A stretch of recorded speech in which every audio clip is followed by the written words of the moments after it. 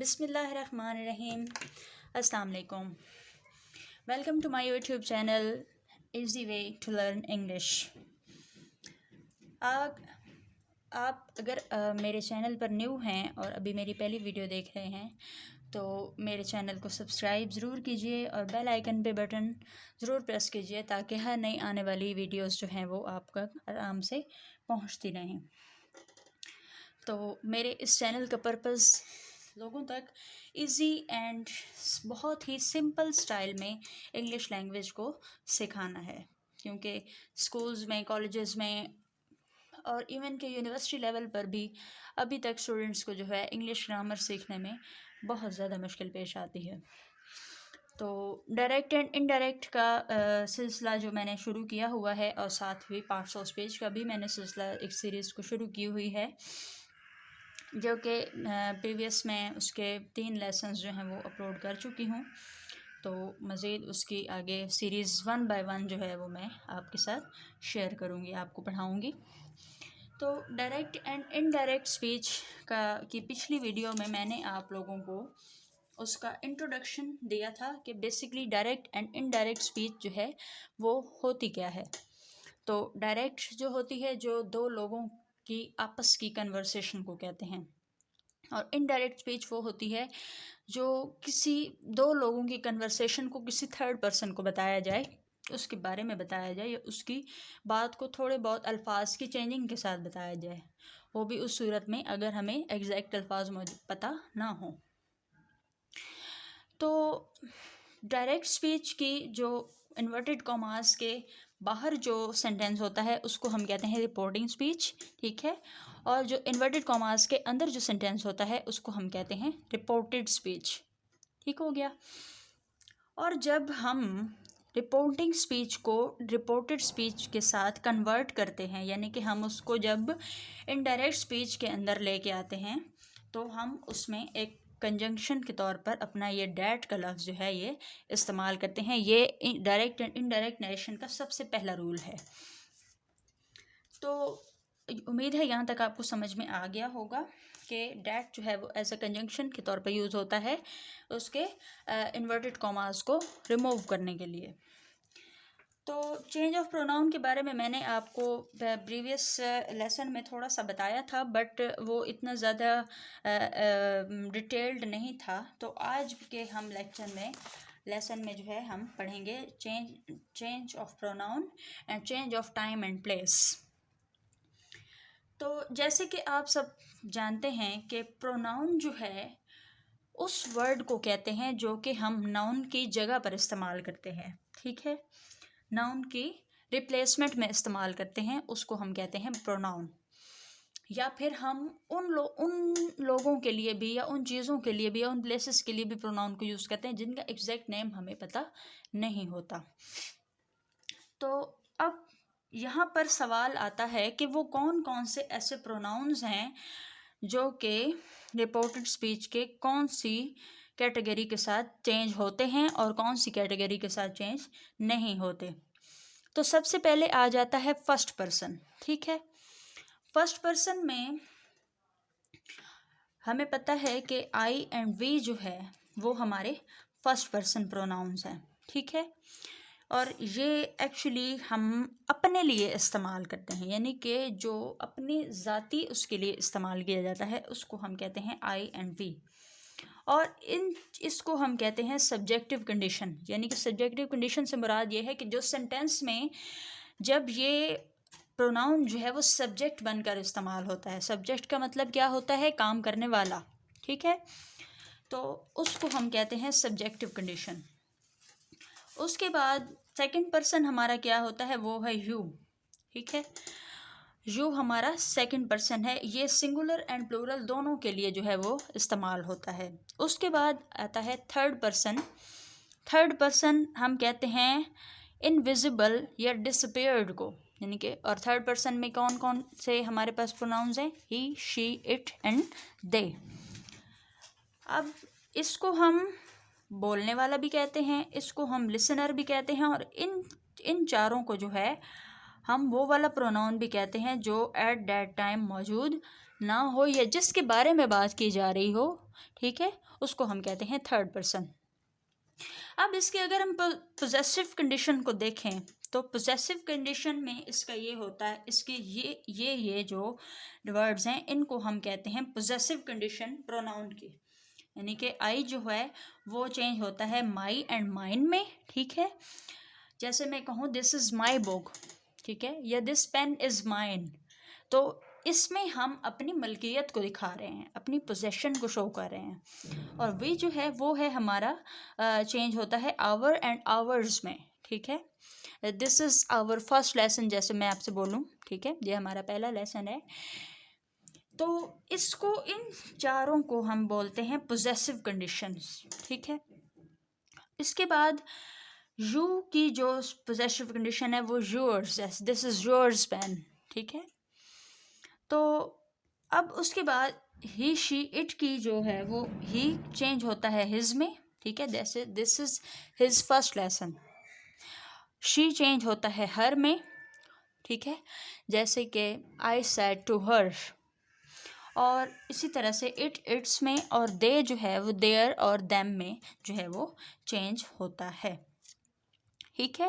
I said to them, जब किसी persons की या किसी बात को हम बयान कर रहे हों तो हम वहाँ पर देम यूज़ करते हैं। जैसे मैं बोलूँ आई सेड टू देम, मैंने उनसे बोला, ठीक है। जब हम कोई चीज़ को शो कर रहे हों तो फिर वहाँ पर हम देयर बोलते हैं। देयर का प्रोनाउन जो है वो हम यूज़ करते हैं कि this is their first lecture, कि ये उनका पहला लेक्चर है।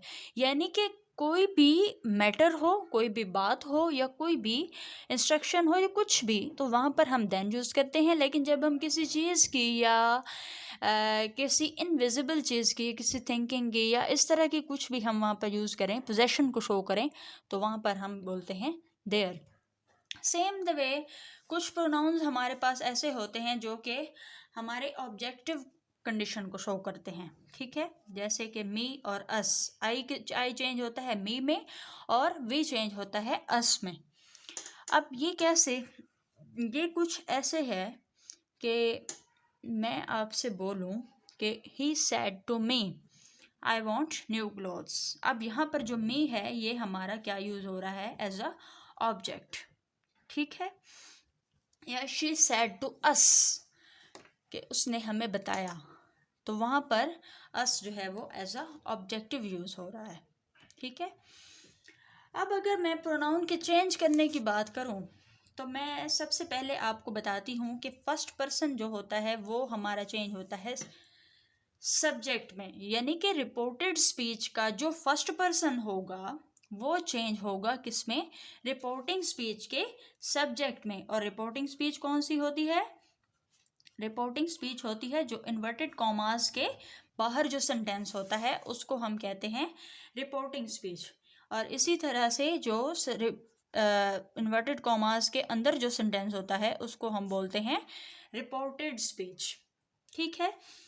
तो जहाँ पर भी फर्स्ट पर्सन रिपोर्टेड स्पीच के अंदर होगा वहाँ पर हम उसको चेंज करेंगे रिपोर्टिंग स्पीच के किसके साथ, सब्जेक्ट के साथ। This is the subject. अब एग्जाम्पल आपके सामने है कि he said to me I want new clothes, कि उसने मुझसे कहा कि मुझे नए कपड़े चाहिए। तो अब मैंने आपको समझाया कि फर्स्ट पर्सन जो होता है वो रिपोर्टेड स्पीच के किसके साथ चेंज होता है, रिपोर्टिंग स्पीच के सब्जेक्ट के साथ, ठीक हो गया। यानी कि इसी के थर्ड पर्सन में चेंज हो गया। मैंने आपको पिछले लेक्चर में भी बताया था कि फर्स्ट पर्सन जो होता है वो किस में चेंज हो जाता है, थर्ड पर्सन में। रिपोर्टेड स्पीच का फर्स्ट पर्सन चेंज होगा रिपोर्टिंग स्पीच के थर्ड पर्सन में। तो जब मैं इस सेंटेंस को कन्वर्ट करूँगी इनडायरेक्ट में तो मैं बोलूँगी he told to me that he want new clothes, ठीक है। तो मैंने क्या किया, इसको चेंज कर दिया ही में, यानी कि मेरा फर्स्ट पर्सन चेंज हो गया किसमें, थर्ड पर्सन में। रिपोर्टेड स्पीच का प्रोनाउन चेंज हो गया रिपोर्टेड स्पीच के सब्जेक्ट के साथ। ये बहुत इम्पॉर्टेंट पॉइंट है और इसको आपने कंफ्यूज नहीं करना, बल्कि बहुत ही आराम से और इसको प्रैक्टिस के साथ जो है आपने समझना है। उसके बाद वीडियो ज़्यादा लंबी ना करते हुए मैं आती हूँ अगले उस पर कि सेकंड पर्सन जो है वो चेंज होता है ऑब्जेक्ट के साथ। ठीक है, सेकंड पर्सन यानी कि रिपोर्टेड स्पीच का जो सेकंड पर्सन होगा, ठीक है, वो चेंज होगा किसके साथ? हमारे ऑब्जेक्ट के साथ। ठीक है, जैसे अगर मैं इसकी एग्जांपल आपके सामने रखूं तो इसकी एग्जांपल्स कुछ इस तरह से है कि जैसे मैं यहाँ पर लिखूं, he said to her, I said to her you can't help me, कि मैंने इसमें क्या लिखा कि मैंने उससे बोला कि तुम मेरी हेल्प नहीं कर सकते। अब यहाँ पर मेरा जो सेकंड पर्सन है वो मेरा चेंज हो जाएगा इस ऑब्जेक्ट के साथ। हर इज द ऑब्जेक्ट। ठीक है, यहाँ पर मेरा हर जो है वो चेंज हो जाएगा, सॉरी मेरा सेकंड पर्सन जो है वो चेंज हो गया मेरे थर्ड पर्सन में। तो मैं जब इस सेंटेंस को कन्वर्ट करूँगी तो मैं बोलूँगी I said to her that she can't help me, कि मैंने उसे कहा कि तुम मेरी हेल्प नहीं कर सकती। तो अब क्या हुआ कि रिपोर्टेड स्पीच का सेकंड पर्सन जो है वो रिपोर्टिंग स्पीच के ऑब्जेक्ट के साथ, ऑब्जेक्टिव प्रोनाउन के साथ चेंज होता है। ऑब्जेक्टिव प्रोनाउन यानी कि his, him, her, me, us, you, इस तरह के जो होते हैं उनको हम कहते हैं क्या? पोजेस, सॉरी, ऑब्जेक्टिव कंडीशन यानी या ऑब्जेक्टिव प्रोनाउन। तो अब आपने कंफ्यूज नहीं होना, बिल्कुल भी इसमें कंफ्यूज नहीं होना, बहुत ही इजी है, सिर्फ बस थोड़े से कंसेप्ट्स को क्लियर करने की बात है। जब फर्स्ट पर्सन होगा तो वो रिपोर्टिंग स्पीच के सब्जेक्ट के साथ चेंज होगा, और जो सेकंड पर्सन होगा वो रिपोर्टिंग स्पीच के ऑब्जेक्ट के साथ चेंज होगा। ठीक है, उसके बाद आ जाता है third person change. Third person किसी भी इसमें चेंज नहीं होता। जब हमारी रिपोर्टेड स्पीच के अंदर थर्ड पर्सन होगा तो वो किसी के साथ भी चेंज नहीं होगा। जैसे कि क्योंकि मैंने आपको अभी अभी बताया कि थर्ड पर्सन जो है वो हमेशा से ही एब्सेंट या डिसअपीयर्ड लोगों के बारे में यूज़ होता है, या जिसके बारे में बात की जा रही हो, यानी कि उससे हम डायरेक्ट मुखातिब नहीं होते बल्कि हम उसके बारे में बात कर रहे होते हैं। तो अब आप इस सेंटेंस में देखें कि ऐसा लग रहा है जैसे मैं और मेरे साथ कोई और मुखातिब है और हम इसके बारे में बात कर रहे हैं। मैं क्या कह रही हूँ? I say to you he is honest, कि मैंने तुम्हें कहा वो ईमानदार है। ठीक है, यानी कि मैं किसी और के साथ बात कर रही हूँ, किसी और के बारे में, यानी कि मैं आपके साथ बात कर रही हूँ उसके बारे में, इसका ये मतलब है। तो ये जो थर्ड पर्सन है ये किसी में भी चेंज नहीं होता बल्कि ये सेम रहता है। जब आपको इसकी पूरा टेबल और ये आपको ये जो स्ट्रक्चर है SON का ये याद हो जाएगा तो आपको क्लियर हो जाएगा कि जो हमारा चेंज ऑफ प्रोनाउन का कंसेप्ट है वो क्या है। तो फर्स्ट पर्सन रिपोर्टेड स्पीच का फर्स्ट पर्सन चेंज होता है रिपोर्टिंग स्पीच के सब्जेक्ट के साथ। उसके बाद रिपोर्टिंग स्पीच का ऑब्जेक्ट जो होता है वो चेंज होता है रिपोर्टेड स्पीच के सेकंड पर्सन, नहीं सॉरी, रिपोर्टिंग स्पीच का ऑब्जेक्ट यानी कि उसका ऑब्जेक्टिव प्रोनाउन ये वाला वो चेंज होता है किसके साथ? सेकंड पर्सन के रिपोर्टेड स्पीच के साथ। ठीक है, और जो थर्ड पर्सन है वो किसी के साथ भी चेंज नहीं होता भाई। यानी कि आप सिर्फ इतनी सी बात याद रख लें कि आपने सिर्फ इन दोनों को चेंज करना है, इन दोनों को सिर्फ आपने चेंज करना होता है। प्रोनाउंस में थर्ड पर्सन का किसी के साथ भी कोई झगड़ा नहीं है। तो चेंज ऑफ प्रोनाउन का लेसन मैंने बहुत ही ज़्यादा डिटेल के साथ आपको आज के लेसन में समझाया। टाइम की शॉर्टेज की वजह से change of place and change of tenses का लेक्चर जो है वो मैं इंशाल्लाह ताला आप लोगों को कल जो है वो पढ़ाऊँगी। मेरी वीडियो आपको पसंद आई हो तो वीडियो को लाइक करें, चैनल को सब्सक्राइब करें और अपने दोस्तों के साथ ज़रूर शेयर करें। अल्लाह हाफ़िज़।